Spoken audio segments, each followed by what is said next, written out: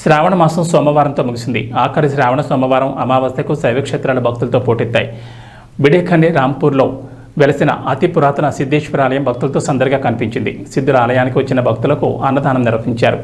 జరాసంగం, కేతకి సంగమేశ్వర స్వామి, వేడంపేట రాచన్న స్వామి దేవాలయం, కైలాసగిరి శివాలయం, సిద్ధేశ్వర ఆలయంలో ప్రత్యేక పూజలు చేశారు. స్థానికులు కాకుండా వివిధ ప్రాంతాలు, రాష్ట్రాల నుంచి ప్రజలు తరలివచ్చి పూజలు చేసి మొక్కులు చెల్లించుకున్నారు. భక్తులకు ఇబ్బందులు కలగకుండా నిర్వాహకులు ఏర్పాట్లు చేశారు.